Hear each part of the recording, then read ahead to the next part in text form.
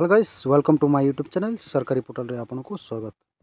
सो दर्शक बंधु निर्धारित है सुभद्रा योजना प्रथम किस्तिर द्वितीय पर्याय टंका एवं अक्टोबर 9 रे मिलिबो सुभद्रा टंका एवं पूर्व पर्याय परी प्रथमे आसीबो 1 टंका तापर आसीबो 4999 टंका। प्रथमे पाइथिले 25,11,000 हिताधिकारी एवं एबे केते जण पाइबे सुभद्रा टंका एवं अक्टोबर 7 तारिख पर्यंत जो माने आवेदन करेंगे से ही माने ही पाइबे सुभद्रा टंका।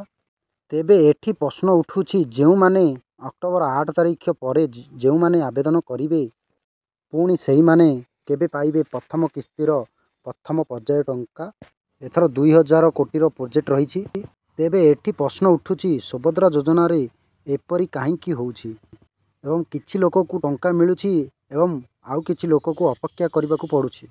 जदि देबार अच्छी एका सांगरे समस्त को मिलूनी कहीं तेबे एठी प्रश्न उठुछि भारतर अर्थनीति उपरे किपरि प्रभाव पड़ी पारे एवं सुभद्रा पोर्टल रे एबे जाई स्टेटस चेक करिबारे केबे लिंक एक्टिव हेबो, लोके केमिति जानिबे तांकरी एप्लिकेशन टी सक्सेस होईछि कि रिजेक्ट होईछि बोली एवं जो मानकर एप्लिकेशन टी रिजेक्ट होईछि सेही माने केमिति जानिबे कि केउ कारणरू तांकरी एप्लिकेशन टी रिजेक्ट होईछि बोली एवं जो मानकर रिजेक्ट होईछि सेही माने किबळी नुआरे आवेदन करि परिबे एवं जो माने पूर्वरु आवेदन करिथिले कोनोसी कारणरू प्रथम पर्यायर टंका पाई नाहंती से माने कोन करिबे।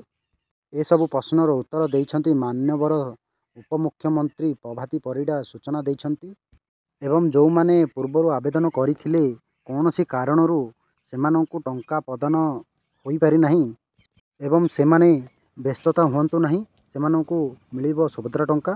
सो दर्शक बंधु ए सबुर सूचना दैछंती उपमुख्यमंत्री प्रभाती परिडा। से कहछंती कि आसंता 9 तारिख अक्टोबर 9 तारिख रे समस्त हिताधिकारी को टंका क्रेडिट हबो बोली आश्वासन दैछंती। सो दर्शक बंधु आज वीडियो रे आपण माने संपूर्ण भाव में बुझी पारिथिबे। जदि मु आपण मानकु सठिक इनफॉरमेशन देई थाए ताहाले मोर वीडियोटी को लाइक शेयर सब्सक्राइब करने को जमा भूलंतुनी एवं जो माने मोर वीडियोटी को प्रथम थर देखुचंती मोर ए चैनल को सब्सक्राइब कर दियंतु जहाँ फल मोर परवर्ती वीडियोटी आपनों पाखरे अति सहज पहुँची पारिबो। दर्शक बंधु आज वीडियोटी को एठी रखुची, देखा हबो नेक्स्ट वीडियो रे। Bye bye.